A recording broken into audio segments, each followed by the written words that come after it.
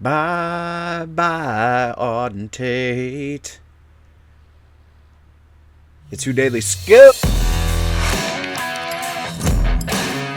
What is up, Bengals fam? It's your boy Mike coming back at you with another Who Daily. I know it hasn't been specifically daily. I missed yesterday. We're in a new spot. We had to move. Didn't have time to do the video.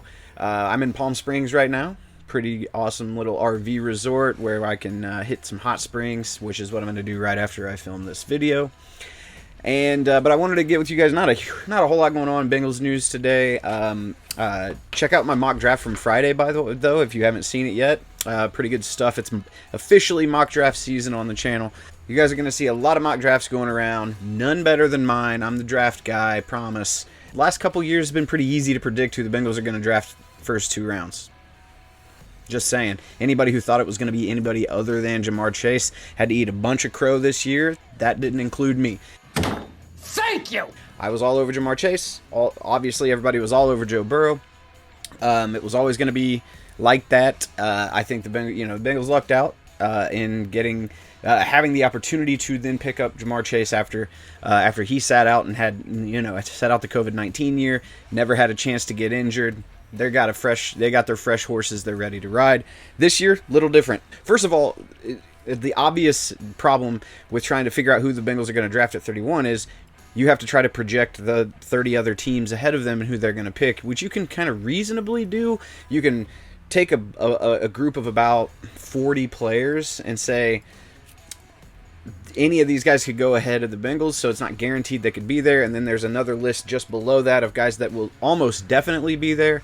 Mock drafts, mock draft simulators help you do this pretty quickly and easily. But I don't know who exactly it's going to be, but I will tell you it's going to be it's going to be defense, B, 2A, B. It's going to be either a corner / defensive back, like the best available safety or the best available corner, or it is going to be a pass rusher of some sort. More than likely on the edge, because there aren't a lot of interior guys available at 31 who I think are worth taking at 31. The only thing would be if like something crazy happened, like Devontae Wyatt or Jordan Davis slide down. There are some interesting stuff that they could do, like David Ojabo, who is injured and probably wouldn't be able to play very much this next year. And we just watched them draft a really dynamic pass rusher from the edge that didn't get to play this past year. And really, they could have used him, even though they made it all the way to the Super Bowl. Who knows if Joseph Osai works out, you could be looking at a really scary pass rush this coming year. Today, basically, the news is, if you've been watching it, there's a new overtime rule that the league is going to try out this year. It's only for the playoffs, but in the playoffs, and this is the Buffalo Bills wine fest rule, right? Where it's like, oh, if we would have got the ball after blah, blah, whatever. The very next week, the Bengals had the same exact scenario, stopped the Kansas City Chiefs, got the ball back, went down, scored, and won the game. So I'm not very, and to no one else's surprise, the Bengals were one of the I think there were 3 or 4 teams that voted against this rule change. The Bengals were one of them, because defense matters, and it should matter.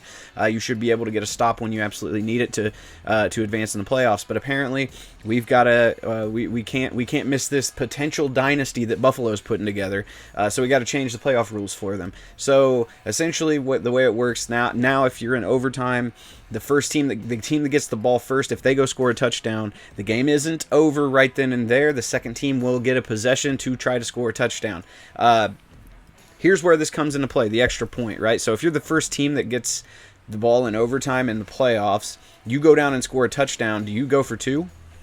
After you kick off the ball, if you score a touchdown with your first possession in overtime, you're saying basically that team's now got to go score a touchdown. If they do anything other than score a touchdown, they lose the game. But that also means they know they have 4 downs to go to go score. You have to stop them on 4 downs to win the game, essentially, right? So because they're going to go for it on every 4th down because they have to score a touchdown. So that's one thing. The other thing is, if you go for it and get it, you're forcing them you're forcing that second team to go for it and also get it in order to keep the game going forward. By the way, if both teams score a touchdown on their first possession in overtime, the next score wins. It goes right back to the old rules. You can go kick a field goal and win it. It doesn't really change much from a strategy perspective. You still want to, if you're going to overtime in the playoffs, you still want to get the ball first. You still want to go down and score a touchdown. You don't win automatically, but that still gives you the best chance to win. It also makes it so you get basically a bonus possession afterwards. So if you go and score a touchdown, the other team goes and scores a touchdown. Now you get the ball back. You get that second possession of overtime. All you got to do is go kick a field goal, right? So another thing, talk about Auden Tate. The Bengals fan favorite wide receiver, 7th round, the most fanfare I've ever seen around a 7th round draft pick. Auden Tate moved on to the Atlanta Falcons, got him a 1 year prove it, I believe it's 1 year prove it deal with the Falcons. This is like he's part of their stopgap roster in between quarterbacks, because who knows if they don't get their quarterback in this draft, they may be you may be looking at a tank season next year for the Falcons. But Auden Tate will be on the field quite a bit because I think Calvin Ridley is suspended. So they don't have a whole lot of options. 6'5", 227. He's only 25 years old. The problem is he's only slightly faster than I am. That's so you got that ridiculous size. You've got that catch radius, which is crazy. He almost never loses contested catch scenarios. However, he's never going to get more than 2 feet away from the closest defender. He just does not create separation. So we'll see how they use him in that offense. You can scheme a guy like that into open spaces. He leaves his Bengals career with 61 receptions, 799 total yards, and 2 tutters. That's that's what you expect out of a dude who's a 7th round pick and a borderline number 4 on your roster. However, it tells you a little something about how good this Bengals roster is, that a guy like Auden Tate never really got significant playing time unless there was at least one, if not several, wide receiver injuries ahead of him. So he never really got on the field with the Bengals. And we've been saying this for years, guys. This wide receiver room's so good now that Tyler Boyd would be the number 1 receiver on 10 or more, at least 10 NFL rosters, I believe.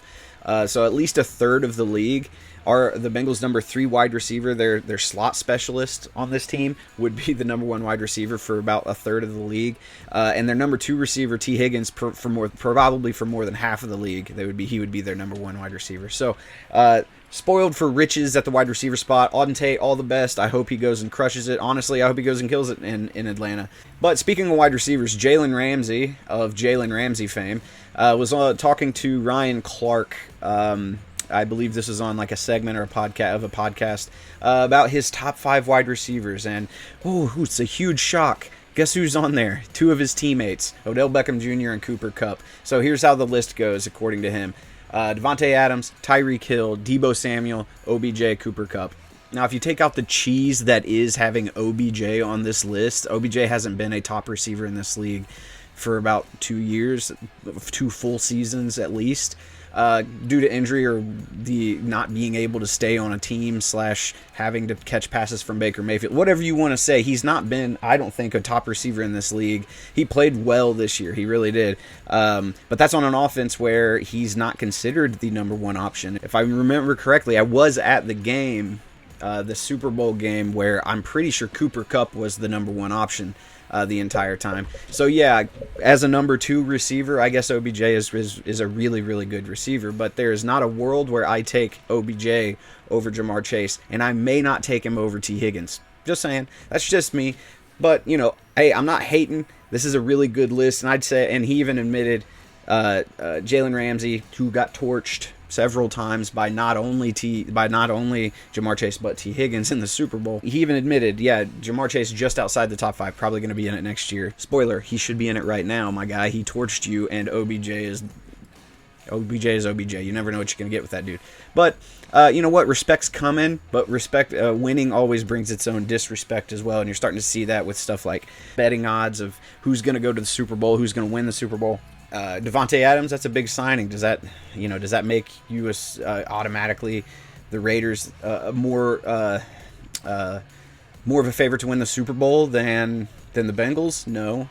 And the reason is the Bengals didn't have to go make a splashy signing anywhere because they've got all the talent they need. Who are you going to go? There were no receivers to upgrade. There were no receivers on the market outside of Devontae Adams who were going to be an upgrade to what they already have. There were no running backs that were going to be an upgrade to what they already have. They made quite possibly an upgrade at tight end with Hayden Hurst and letting C.J. Uzomah go and not having to pay him. They upgraded the entire offensive line except for left guard as the only remaining question mark. We'll see what happens there. Defensively they've got 2 young star linebackers. They don't need replacement there. Their secondary, they do need corners, but there were no corners in this. There are still corners out there. Still may be looking at Stephon Gilmore, to be honest with you, but there are corners out there. They still may go sign one as a stopgap, but there's just wasn't a lot on the market that the Bengals needed to throw bunches of money at in order to improve. You don't want to throw millions, $10-20 million at a roster to just marginally improve it. That's just throwing bad money at a problem that doesn't exist. That's going to do it for today, guys. Just want to catch you up on what's been going on. Who Dey, stay tuned right here. Keep liking, keep following, keep talking trash in the comments. I can take it. But until next time, I've been Mike. This has been Who Daily. Peace.